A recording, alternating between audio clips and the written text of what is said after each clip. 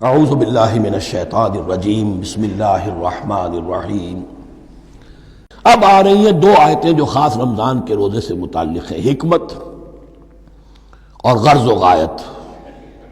پھر ایک آیت طویل آئے گی احکام، اور پھر ایک آیت آئے گی لٹمس ٹیسٹ۔ یہ 6 آیتیں۔ شہر رمضان الذی انزل فیہ القرآن، رمضان کا مہینہ وہ ہے جس میں قرآن نازل کیا گیا۔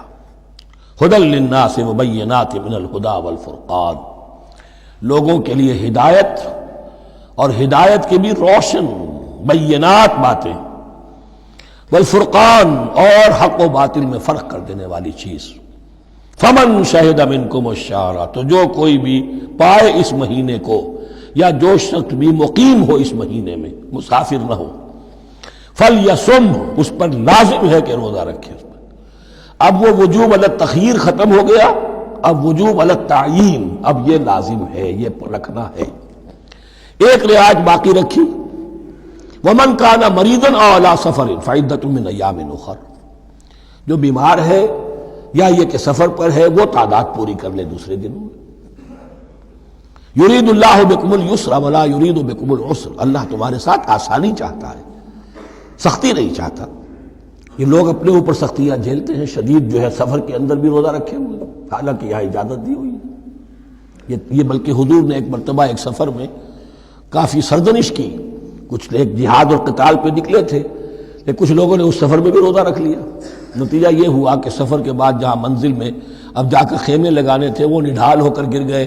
جن لوگوں کا روزہ نہیں تھا انہوں نے پھر وہ خیمے لگائے، منزل کا کام کیا۔ تو حضور نے فرمایا کہ لیس من البر الصیام فی السفر، روزے رمضان اس میں سفر میں روزہ رکھنا کوئی نیکی کا کام نہیں ہے۔ لیکن ہمارا تصور اور ہے، 105 بخار چڑھا ہوا ہے، روزہ نہیں کھولوں گا میں، روزہ تو میں نے رکھا ہوا ہے، یا روزہ تو میں نہیں چھوڑوں گا۔ حالانکہ جہاں رعایت اللہ کی ہے اس رعایت سے فائدہ نہ اٹھانا ایک طرح کا کفران نعمت ہے۔ وَلِتُكْمِلُوا الْعِدَّةَ، لیکن تمہیں عدت اور تعداد اب پوری کرنی ہوگی۔ وہ جو تھی ایک رعایت کہ فدیہ دے کر فارغ ہو جاؤ، وہ نہیں ہے۔ وَلِتُكَبِّرُوا اللَّهَ عَلَىٰ مَا هَدَاكُمْ، اور تاکہ تم تکبیر کرو اللہ کی اس پر کہ جو اس نے ہدایت تمہیں عطا فرمائی۔ وَلَعَلَّكُمْ تَشْكُرُونَ، اور تاکہ تم شکر کر سکو اس نعمت عظمیٰ کا جو قرآن حکیم کی شکل میں تمہیں دی گئی ہے۔ اس موضوع پر میرا کتابچہ عظمت صوم اور عظمت صیام و قیام قرآن، اس میں یہ سارے مضامین تفصیل سے آئے ہیں، کیا حکمت ہے، کیا غرض و غایت ہے، کیا مقصد ہے، اور آخری منزل کیا ہے، وَإِذَا سَأَلَكَ عِبَادِي عَنِّي فَإِنِّي قَرِيبٌ۔ مطلوب تو یہ ہے کہ تمہارا جو یہ جسم حیوانی ہے یہ کچھ کمزور پڑے، روح ربانی جو تم میں پھونکی گئی ہے اسے تقویت حاصل ہو۔ دن میں روزہ رکھو، اس حیوانی وجود کو ذرا کمزور کرو، دباؤ اس کے تقاضوں کو۔ رات کو کھڑے ہو جاؤ، اللہ کا کلام سنو اور پڑھو، تاکہ تمہاری روح کی آبیاری ہو، اس پر حیات، آب حیات کا ترشح ہو۔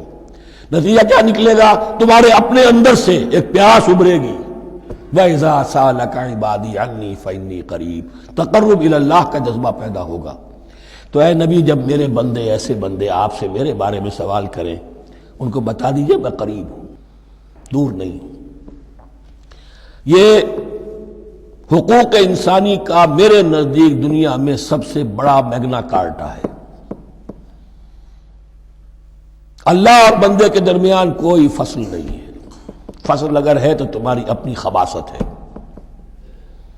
اگر تمہاری نیت میں فساد ہے، حرام خوری تو کرنی ہی کرنی ہے، تو اب کس منہ سے اللہ سے دعا کرو گے؟ پھر جاؤ گے کسی پیر کے پاس، آپ دعا کر دیجئے۔ یہ نذرانہ حاضر ہے؟ یہ طریقہ کیا ہے؟ انسان کا نفس حائل ہے اور کوئی نہیں، ورنہ ہم تو مائل بے کرم ہیں، کوئی سائل ہی نہیں۔ راہ دکھنا ہے کسی رہنمی منزل ہی نہیں، کوئی پوپ نہیں، کوئی پنڈت نہیں، کوئی پادری نہیں، کوئی پیر نہیں، کوئی نہیں۔ جب چاہو اللہ سے ہم کلام ہو جاؤ، اس سے بڑا حق کیوں خالق و مخلوق میں حائل رہے پردے؟ پیران کلیسا کو کلیسا سے اٹھا دو، میرا ہر بندہ جب چاہے جہاں چاہے مجھ سے ہم کلام ہو جائے۔ ہاں شرط ہے اس کی، وہ شرط آگے آ رہی ہے، اجیب دعوت الداعی اذا دعان، میں تو ہر پکارنے والے کی پکار سنتا ہوں، اور سنتا نہیں جواب دیتا ہوں، اور صرف جواب نہیں دیتا قبول کرتا ہوں۔ اجابت میں یہ تینوں چیزیں موجود ہیں۔ اور اذا دعان، جہاں مجھے پکارے جب پکارے، دیر اینڈ دین میں موجود ہوں، لیکن شرط کیا ہے؟ فَلْيَسْتَجِيبُوا لِي، انہیں بھی تو میرا کہنا ماننا چاہیے، یہ یک طرفہ بات نہیں ہوگی۔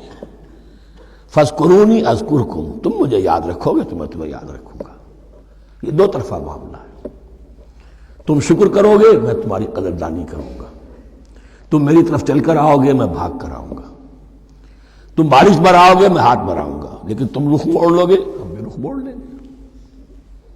ہماری تو غرض نہیں ہے، غرض ہے تو تمہاری، تم رجوع کرو گے ہم بھی رجوع کر لیں گے، تم توبہ کرو گے ہم اپنی نظر کرم پھر تمہاری طرف متوجہ کر دیں گے۔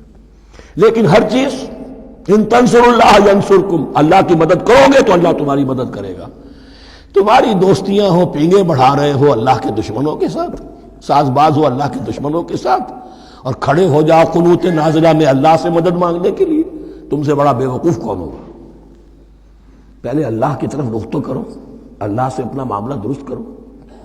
ہاں اس میں کوئی یہ شرط نہیں ہے کہ پہلے ولی کامل اس وقت توبہ کرو خلوص نیت سے اور سارے پردے ہٹ جائیں گے، لیکن خلوص نیت کے ساتھ توبہ۔ وَإِذَا سَأَلَكَ عِبَادِي عَنِّي فَإِنِّي قَرِيبٌ أُجِيبُ دَعْوَةَ الدَّاعِ إِذَا دَعَانِ فَلْيَسْتَجِيبُوا لِي وَلْيُؤْمِنُوا بِي لَعَلَّهُمْ يَرْشُدُونَ۔ صدق اللہ العظیم۔